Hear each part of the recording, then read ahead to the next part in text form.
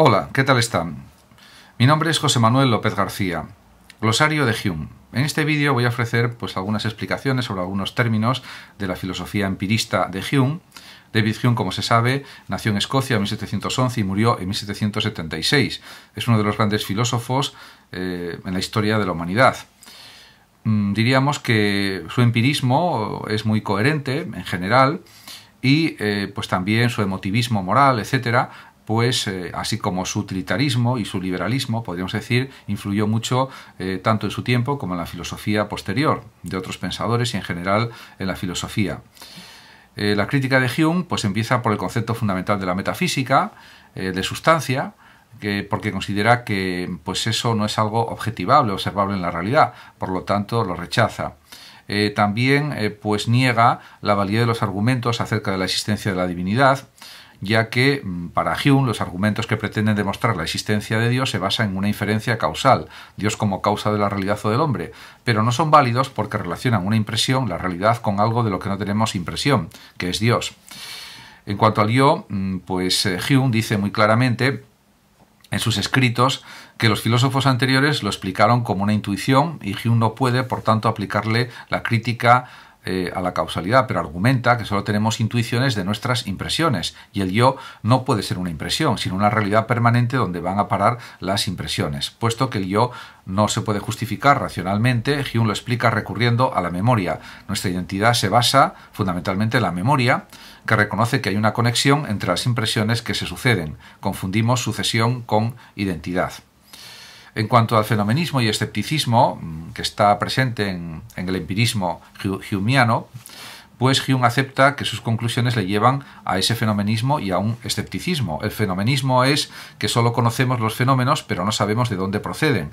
Y en cuanto al escepticismo de Hume, él considera que no es posible un conocimiento cierto a través de la experiencia. El de Hume, por tanto, es un escepticismo consecuente con el análisis de nuestras facultades, a la vez que moderado, puesto que acepta la creencia como guía para la vida. En cuanto a las contribuciones de Hume a la ciencia moderna, plantea esta influencia dos aspectos, o esta contribución, dos aspectos fundamentales. En primer lugar, por ejemplo, el problema de la inducción. Si las leyes causales no tienen validez universal, las leyes naturales son tan solo probables.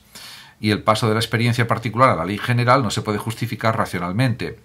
En cuanto al ámbito de la moral, él afirma la falacia naturalista, que consiste en pasar del ser al deber ser. Que las cosas sean naturalmente de una manera no implica que deban moralmente ser así. Por lo tanto, esto insiste él en ello, en que esa falacia naturalista es un engaño de la mente en el ámbito de la ética. Respecto al emotivismo moral, Hume sostiene claramente que no es justificable o no es válido el racionalismo moral, que afirma que el origen de la moral está en la razón. Y en cambio Hume argumenta que los juicios morales no se refieren a relaciones entre ideas ni hechos, por tanto no se basan en la razón, sino que se fundamentan los planteamientos morales, las conductas, los comportamientos en un sentimiento de aprobación o desaprobación, que es natural y desinteresado. Por tanto, la moral de Hume, la que él desarrolla en su obra, es una moral emotivista, ya que la elección moral se da en el terreno de las emociones y no de la razón. Y también es una moral, y filosofía política también, utilitarista. ¿Por qué? Porque la inclinación humana al bien proviene de la utilidad para la vida social, ya que aprobamos lo que es útil para la comunidad y se refuerza con la educación.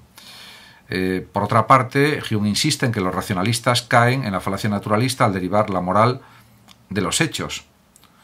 O también algunos pensadores también derivan la moral de los hechos, y eso no es lo coherente y lo correcto. En cuanto a la religión, Hume hace un análisis de la religión que será decisivo para toda la Ilustración europea. En este sentido, sostiene o afirma que no es posible una justificación racional de la religión. No acepta, por tanto, el deísmo, que considera la existencia de un Dios de la razón o un Dios racional. Para Hume está claro que la religión nace de las esperanzas y temores de los hombres, y el teísmo, o monoteísmo también, es un avance frente al politeísmo, pero encierra el peligro también de la intolerancia, algo que él había observado cuando investigó sobre cuestiones históricas, etc. Su actitud frente a la religión, por otra parte, podemos calificarla de atea o agnóstica, ya que considera la existencia de Dios como un misterio absolutamente inaccesible. En cuanto a la política, la actitud que mantiene Hume es utilitarista. La sociedad se ha constituido por su utilidad y podemos decir también que la obediencia que mantiene a los gobiernos también se basa en la utilidad, porque por la propia naturaleza humana el bienestar y la felicidad del hombre están relacionados con el bienestar y la felicidad de la sociedad, o con el bienestar colectivo, o la felicidad colectiva.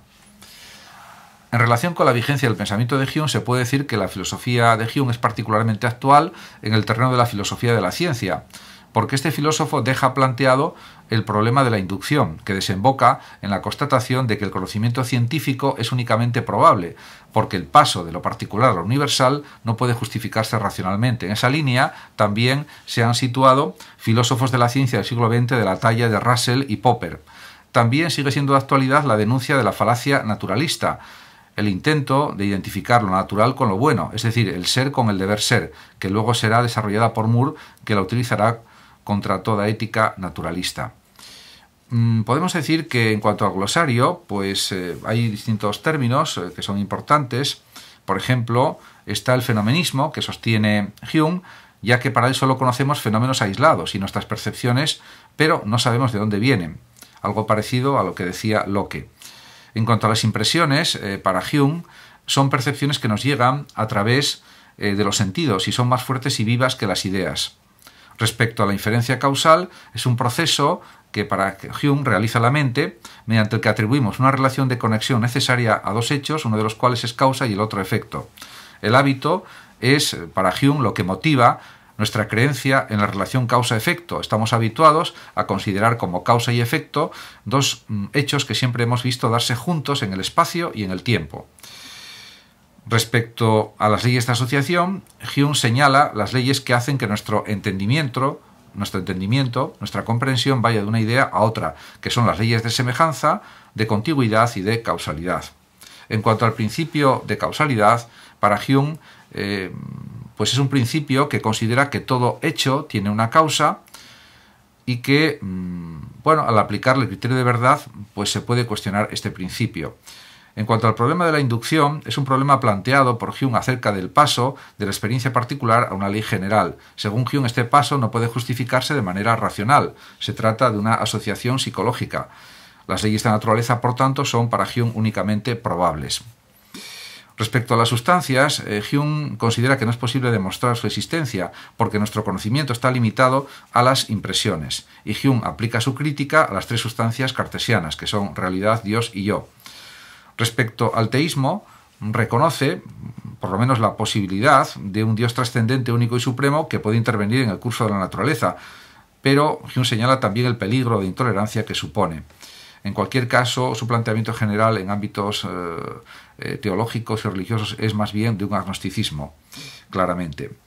En relación con el utilitarismo, pues podemos decir que Hume pues sostiene que la inclinación general de la naturaleza humana al bien proviene de la utilidad para la vida social, y eso ya pues se va reforzando a través del estudio, de la formación, etc. También tiene pues otros términos que son importantes dentro de su filosofía. Por ejemplo, está el término, emotivismo, que es la teoría de Hume aplicada a la moral, según la cual esta tiene su origen en las emociones, en los sentimientos y no en la razón.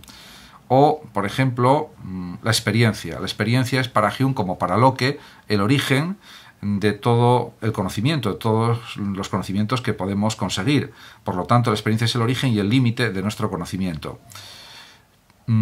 Entonces, en cuanto al criterio de verdad, y esto es algo muy importante en la epistemología de Hume, para él está claro que el criterio de verdad consiste en considerar una idea como verdadera solo si podemos señalar la impresión a la que corresponde. En cambio, la creencia es un conocimiento basado en el hábito y necesario para vivir, como el instinto animal, pero no puede considerarse conocimiento riguroso. Hume admite la creencia aplicada, pero realmente la diferencia, por ejemplo, de la impresión, etc. Respecto al conocimiento de hechos o factual, pues se refiere a las cuestiones, diríamos, de la experiencia, cuestiones de hecho, y necesita de la experiencia para ser comprobado este conocimiento. Las verdades fácticas o de hecho no son verdades necesarias, sino probables, y son las propias de las ciencias empíricas, de las ciencias experimentales o de las ciencias que se basan en la experiencia. En relación con el agnosticismo, Para Hume es una postura filosófica que considera inaccesible para el conocimiento humano la cuestión de la existencia de Dios, aunque no la niega. Hume adopta en materia de religión una actitud más bien agnóstica, considerando la existencia de Dios como un misterio inexplicable. Muchas gracias a todos por su atención, saludos como siempre a los oyentes de Radio Sofando de México y por último decir que el que lo desee puede compartir este vídeo en sus redes sociales, darle like o suscribirse a mi canal de YouTube. Hasta siempre.